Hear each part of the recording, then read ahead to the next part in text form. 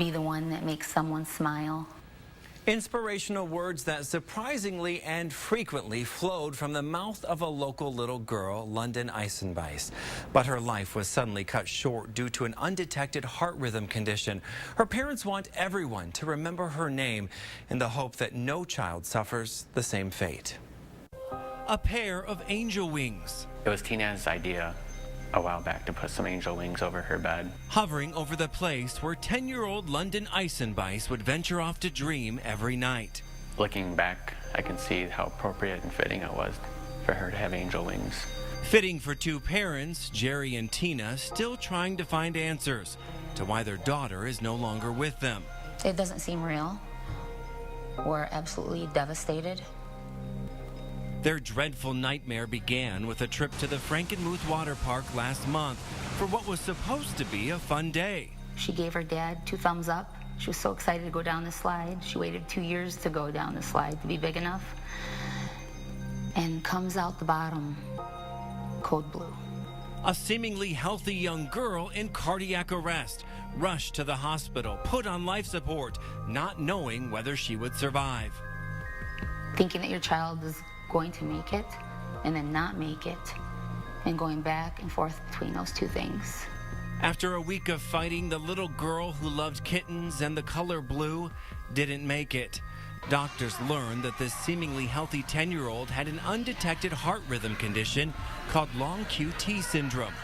There really were no signs. She was a very healthy individual, athlete, gymnast. No signs because doctors say you never really know when the condition is going to show itself. As you can see from this model, a normal heart recharges between beats, but someone with long QT syndrome, the heart muscle can take longer than normal to recharge between beats, potentially causing fast, chaotic heartbeats, which, like in London's case, can cause cardiac arrest. One of the problems we have is that screening is not recommended for this condition. Dr. Christina Nicolakias says long QT often goes undetected. It can be inherited genetically or it can be acquired. People who may be at a higher risk are children and young people with unexplained fainting, seizures, or a history of cardiac arrest. But still, medical guidelines don't recommend giving a child an EKG, not without other symptoms. They would ask the patient, is your heart racing? Do you feel like it's fluttering or doing anything funny? Then that's a red flag in our head. Time to do an EKG. But without that red flag, a heart test may never happen. Why not the heart? They're taking gym class and they're in physical activity. Why are they testing for eyes and ears but not the heart?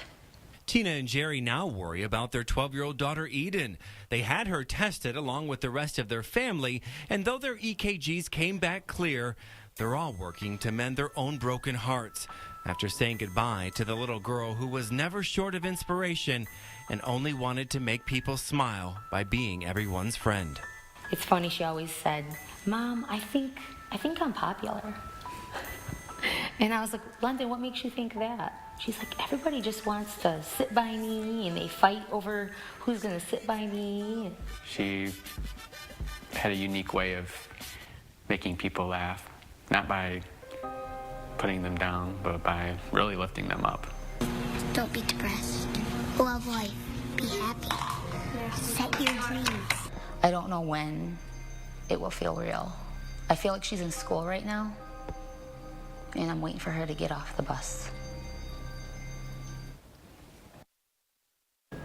Long QT syndrome affects 1 in every 5,000 people, but if detected, it can be treated. Now, we've posted information to the London Strong Facebook page, which will share screening events in our area.